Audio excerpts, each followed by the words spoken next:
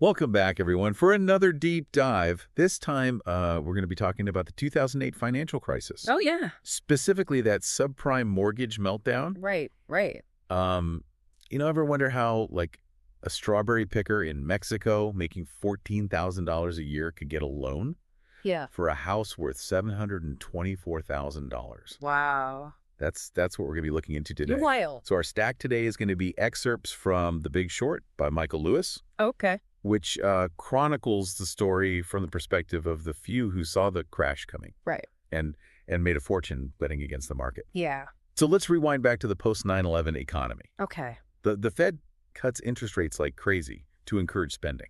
Right. Yeah. And this, seemingly, positive move to stimulate the economy actually created kind of a perfect storm Right. for risky lending because money was so cheap to borrow. Right. It fueled this unprecedented housing boom. Yeah. People were rushing to buy homes even if they couldn't really afford them. And that's where these subprime mortgages come in.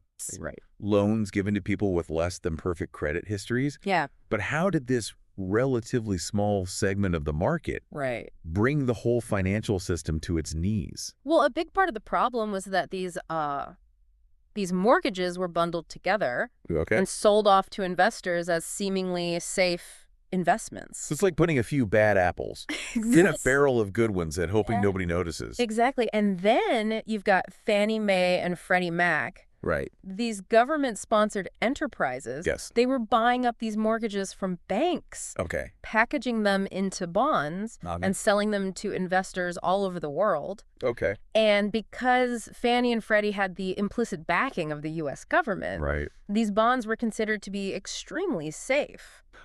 But wait, there were warning signs though, right? There were. That these mortgage bonds were basically ticking time bombs. Yes, but, a lot of people are blinded by this seemingly, endless rise in housing prices. Nobody wanted to really acknowledge that, a downturn could be possible because for a while, everyone was making a killing. Right. I mean, we're talking billions, even trillions of dollars flowing into this system. Wow. And of course, Wall Street couldn't resist getting in on the action, right? Of course not.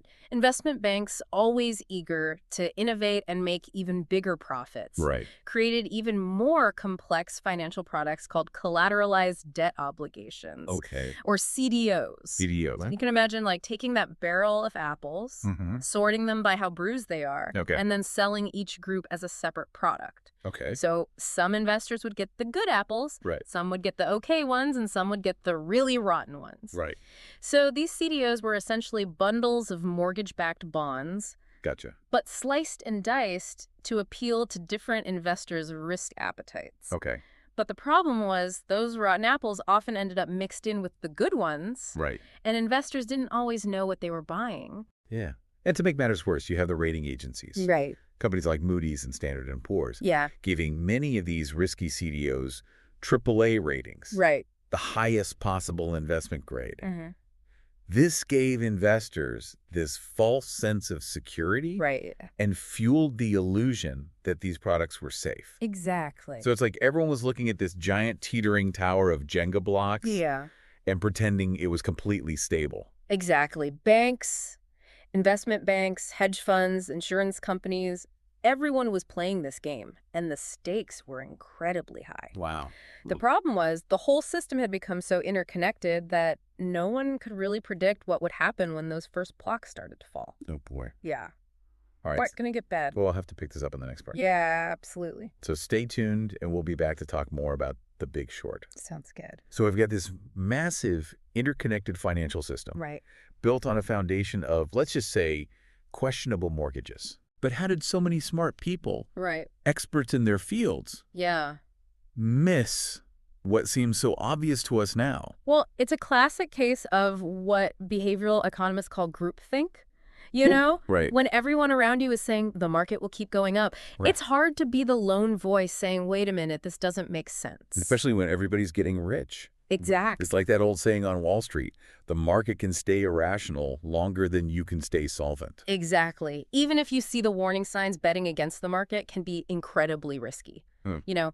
You might be right in the long run, but you could easily go broke before that bubble bursts. And Michael Lewis in The Big Short, he paints this vivid picture Yeah. of how this culture of complacency and greed really blinded so many people Yeah, to the impending crisis. absolutely. He describes a system where incentives were so perverse that people knowingly or unknowingly turned a blind eye to the risks. Absolutely. One of the most striking examples in the book is the story of this mortgage broker. Yeah. Who actually bragged about targeting immigrants with limited English skills. Wow. He would use all this confusing jargon and high-pressure tactics Right. to steer them into loans they couldn't possibly afford. That's just predatory. Yeah, it is. It's infuriating to think that these were people chasing the American dream Right, only to be exploited by a system that was rigged against them. right.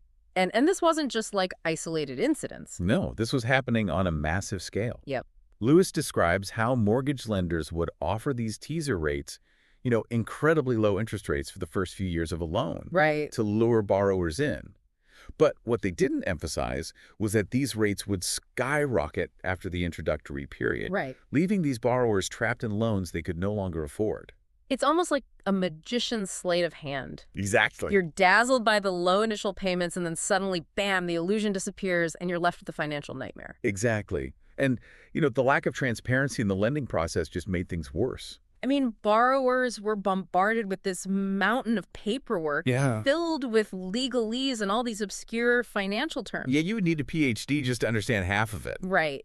It's no wonder so many people signed on the dotted line without fully understanding the terms of their loan. Yeah, so it was a perfect storm of easy credit, complex financial products, and a culture of willful ignorance, Right. all coming together to create this ticking time bomb. Yeah. But amidst all this chaos, a small group of investors saw what was coming Yeah. and decided to, bet against the system. Ah, yes, the shorts.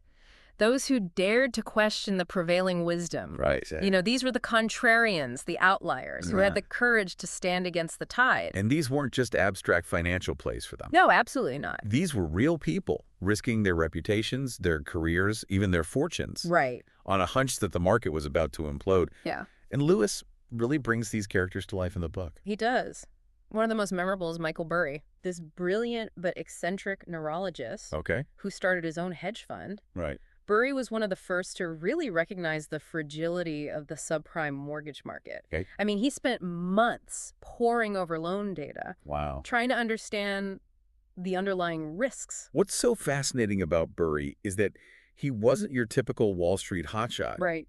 He approached this problem from a completely different angle, Yeah. which allowed him to see what others missed. Exactly. And what he found was alarming, to say the least. I bet. Burry realized that many of these subprime mortgages were essentially picking time bombs, Wow. practically guaranteed to default. It was only a matter of time. But convincing others of this was a whole different story, right? Oh, yeah. Imagine trying to tell everyone at a party that the house is on fire Right. while they're happily dancing and enjoying the festivities. That's a great analogy. Burry faced immense skepticism and even ridicule from his investors, many of whom thought that he was crazy for betting against the seemingly invincible housing market. Of course. So here he is, sitting on this mountain of data, Right. knowing that a crash is coming. Right. But nobody believes him. Yeah. So what does he do? Well, he decides to put his money where his mouth is. Okay. Burry took a huge gamble and started buying credit default swaps, Okay. essentially insurance policies Right. on these mortgage-backed securities. So if the bonds went bust, he'd make a fortune. right. But if not, he'd lose everything. Exactly. Talk about high stakes. Absolutely. It was a classic test of his conviction. And for a while, it looked like he had made a terrible mistake. Oh, no. The housing market kept booming, and the value of his credit default swaps plummeted. His investors were furious. Oh, wow. They were demanding that he changed course. It must have been so stressful for him, Yeah. knowing you're right. Yeah. But watching everyone else get richer while you're potentially losing everything? It was, but Burry held firm, believing that the market would eventually correct itself. Right. And he's right. Okay. In 2007, the housing bubble finally burst. Oh, wow. Prices started plummeting. Yeah. And those subprime mortgages Yeah. began defaulting en masse. Right. And suddenly, those mortgage-backed securities, once considered safe as houses, Right. were worthless. And the whole system started to unravel. Exactly. It was like a domino effect. Wow. Bear Stearns, Yeah. one of the oldest investment banks on Wall Street, Yeah. collapsed and was forced to sell itself to J.P. Morgan Chase. Okay. Lehman Brothers, another giant, filed for bankruptcy. Right. Panic gripped the financial markets. Yeah. And governments around the world had to scramble just to contain the damage. So Burry's gamble paid off big time. It did. He made billions Wow. from his credit default swaps. Wow. But it wasn't just about the money for him, was it? No, absolutely not. He understood the human cost of this crisis. Right. Behind all those abstract financial instruments. Were real people losing their homes, their jobs, their savings? Right. And Lewis does a great job in The Big Short of showing this devastating impact Right. that this crisis had on everyday people. Right. He tells stories of families being evicted, Yeah. communities ravaged by foreclosures, Right. people losing everything because of a system that they didn't fully understand. It's a sobering reminder Yeah. that these aren't just numbers on a spreadsheet. Right. Real lives were upended. Dreams were shattered. Right. And it raises some really important questions. Yeah. What can we learn from this financial disaster? Right. How can we prevent something like this from happening again? Yeah. What stands out to you as the biggest takeaways from all of this? Well, I think one crucial lesson is the importance of critical thinking. Okay. We need to be willing to question assumptions. Yep. Challenge the status quo and not just blindly follow the crowd, Right. especially when it comes to something as important as our finances. So don't be afraid to ask questions. Do your research. Be skeptical of easy answers. Right. Basically, don't be afraid to be a little bit like Michael Burry. Exactly. Another key takeaway is the importance of transparency and accountability. Okay. The subprime crisis was fueled in part by a lack of transparency in the financial system.